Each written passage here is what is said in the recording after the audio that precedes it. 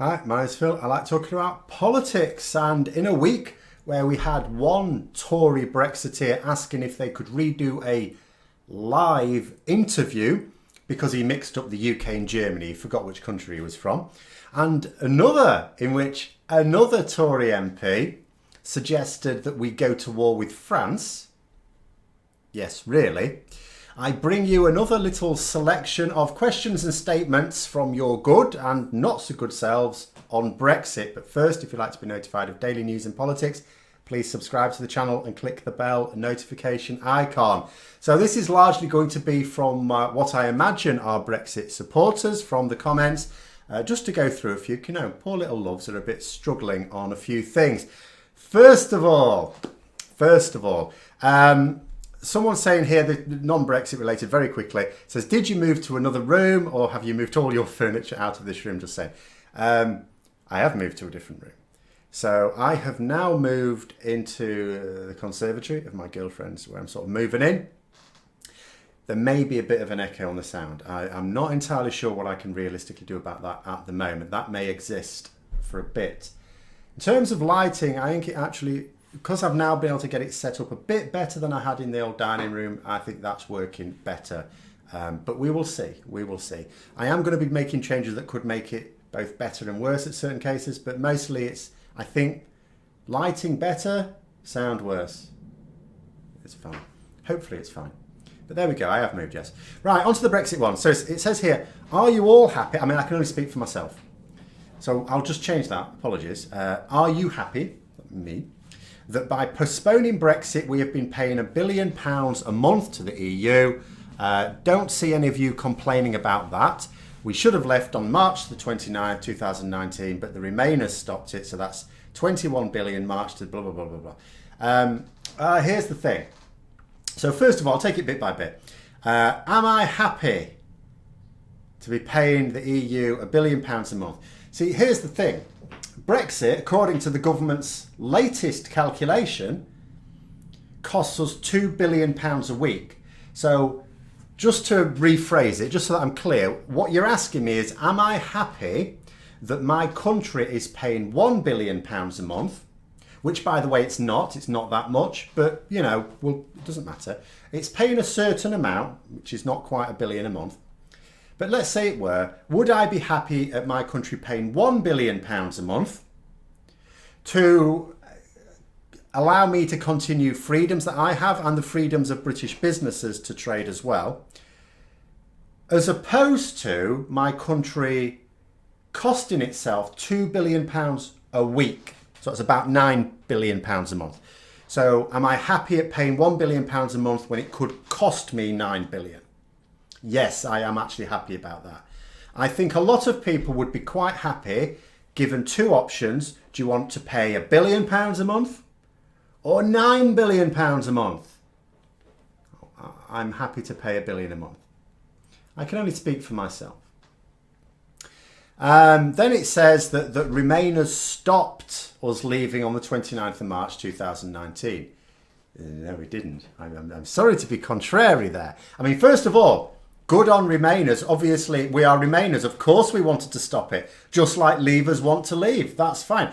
Do you know what? I have never heard a single Remainer complaining that Brexit supporters want to leave the EU. I mean, we've attacked the basis on which they say that, but never their right to want to do that. Isn't that interesting? But here's the thing. It wasn't Remainers. It was Brexiteers. It was the old ERG. If the Brexit supporting Conservative MPs had voted for the deal back in December, January. I mean, the vote wasn't until January, but that's only because it was supposed to be December 2018, but had to be put back because it was going to lose. Had they voted for it, then we would have left. It had nothing to do with Remainers. If it was up to Remainers, we wouldn't have left. We certainly wouldn't have proceeded as we did without a referendum. So yes. Next one. So it says here, didn't know Japan were a member of the EU. Why the reference to Brexit? So again, continuing thing about the Japanese trade deal. No, Japan is not a member of the EU. Well spotted. Why is it important to Brexit? Because Brexit isn't just about leaving the EU, for which I'm afraid I'm going to have to contradict the final question and statement in this one. Because as members of the EU, we don't just trade amongst ourselves. The EU is not an exclusive club. It's not like a gentleman's club. We trade with the world. And we had agreements and trade deals with the most advanced economies. In fact, basically much of the world as a result of that. And they're all disappearing as well. You see, at the moment, we have a trade deal with Japan, not ourselves as part of the single market, because the EU have a trade deal with Japan. Before that, they had various agreements as well. They don't have a trade deal with America, for example, but they have trade agreements. We lose those too.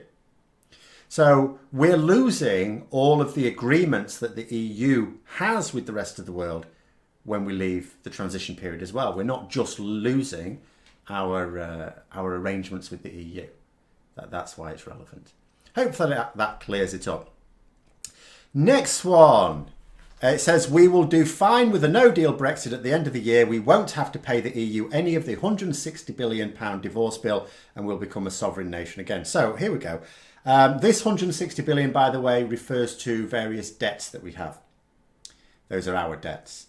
And it's also an upper limit on it. It's not necessarily what it's actually going to be worth. Although, I did accept, I'm quite happy to accept that it could be 160 billion, because at the end of the day, COVID is likely to mean that we're going to, basically what they are, they're investments is what they are. They're investments. A lot of those are going to go sour because of COVID and maybe Brexit, but certainly COVID. In reality, though, it's not likely to cost us that much. But what I'm trying to say is it's not a divorce bill. There is no such thing as a divorce bill, quite frankly. There isn't an amount of money that we're giving. Actually, no, that's a lie. There is an amount of money that we've given the EU to leave. Boris Johnson surrendered the UK's stake in the European Central Bank. We didn't have to. That wasn't part of the deal. Boris Johnson just agreed to it because the EU cottoned on immediately that Boris Johnson's really bad at negotiating. And they were all there when he was trying to pick out that abandoned trade withdrawal agreement from Theresa May. And Michel Barnier poked Juncker and said, should we try it? He'll never go for it. Don't be stupid. He might, Boris! Yeah, we'd be delighted to accept your new withdrawal agreement. Yeah. Apart from one little sticking point. I mean, there's some people in the European Parliament may not go for it. I know it's disappointing. I know what might swing it, though. If you were to surrender the UK's stake in the European Central Bank, I know we're supposed to pay it back to you when you leave, but if you just let us keep it, I think we'll get it through. And he went, yeah, sure, whatever.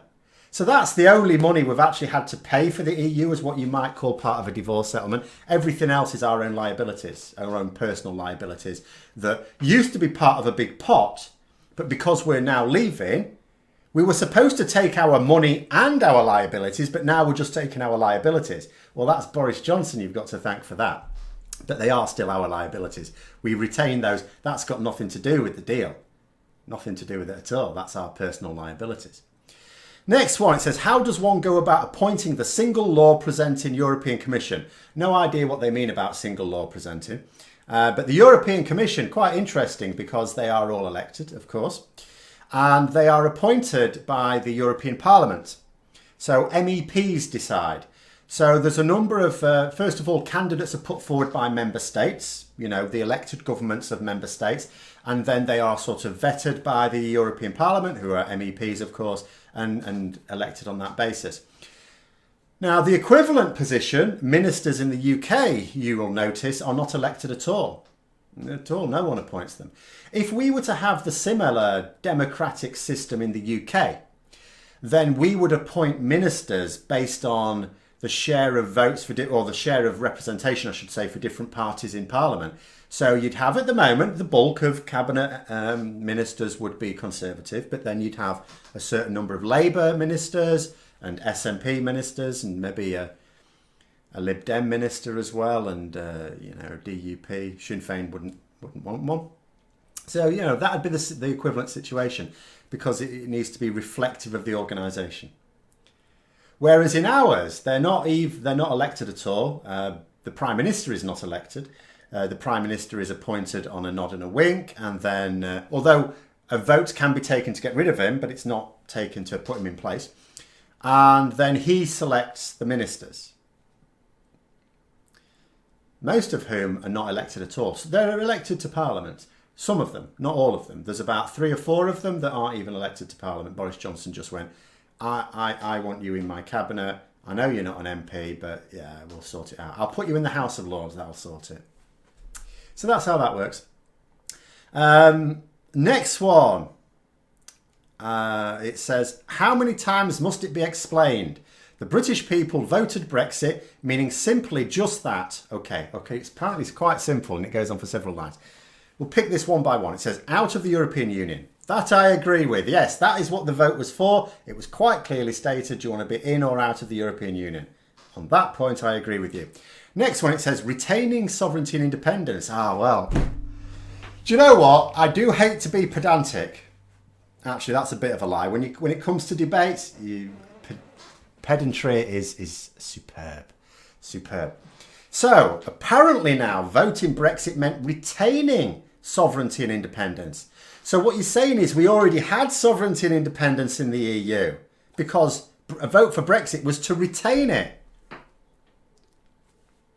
I agree with that as well, yes, okay. I'm not sure that's what the vote was for because why would you vote to retain something? I mean, I voted to retain something. I voted to retain my EU membership. But when you're voting against the status quo, you're by definition not voting to retain something. It says controlling one's borders. Won't pick on spelling, I'm not like that. That's fine, okay, that's brilliant. How come then, if it's to control one's borders, we're asking France if they wouldn't mind controlling our border because we're having trouble? That just seems odd.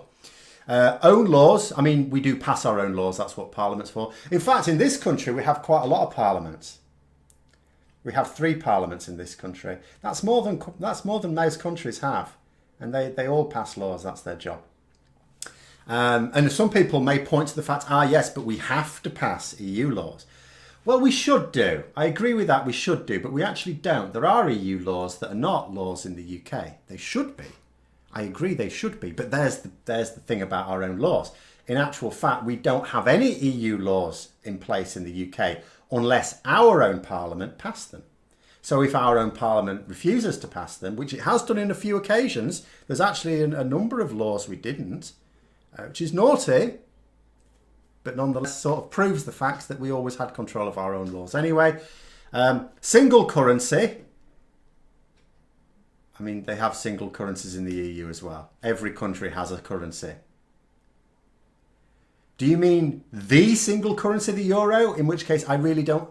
I'm sorry, I can't speak for Brexiteers, but I really don't think they voted to adopt the euro. I don't think that's the case. Single market. Yeah, I thought they voted to stay in the single market as well, but that's not what we're doing. To trade freely, World Trade Organisations. You see, the thing is, the World Trade Organisation is not trading freely, is it though? Because there are rules. And see, here's the thing. The trade rules for the EU, we got to decide. Because although we're not king of the EU, or weren't, we could veto trade deals. And we also had a say in those rules. We don't really get a say in World Trade Organization rules. We're adopting them. Fishing waters. I mean, we have fishing waters now. I mean, we're an island. Most of all, maintaining a relationship, friends and allies to neighbouring Europe. I did say at the beginning of this video, I'll just make it clear, a Brexiteer Tory MP has actually just called for us to declare war with France. He said that. I just want to point that out. With respect to all its people, cultures and traditions, I'm delighted at that, by the way. Parliament and Remainers are the stumbling block and not Nigel Farage, as his message has been loud and clear all the way. So his message has been loud and clear all the way. So his message before the referendum was we will remain in the single market. His message after the referendum is we should, under no circumstances whatsoever, remain in the single market. Not entirely sure. I mean, his message has been loud, I will give you that. But I'm not really sure that you can call it clear when he said opposite things on a frequent basis. But also to suggest Remainers are the stumbling block. In case you hadn't noticed, we've left the EU. If it was up to Remainers, we would have stayed in the EU. Right there. Right in the EU. right in the heart of the EU. In fact, if it were up to most Remainers, and I accept that some Remainers were pragmatic Remainers, but Remainers like myself, which are not an inconsequential number, we would have been more in the heart of the EU. We would have engaged much more fully. Not just considered it as something that helps us trade. We would have really taken on the political project. But there it is. The last little comment is not from a Brexiteer, but I'll just throw it out there. It says, we actually have left the EU. Why aren't the Brexiteers rejoicing or at least less grumpy? And that is the question, isn't it? Answers on a postcard below, please. Hope you found the video interesting. If you did, don't forget to click the like button. And if you'd like to support the channel further, please also click the Patreon link for details. And until next time, I'll see you later.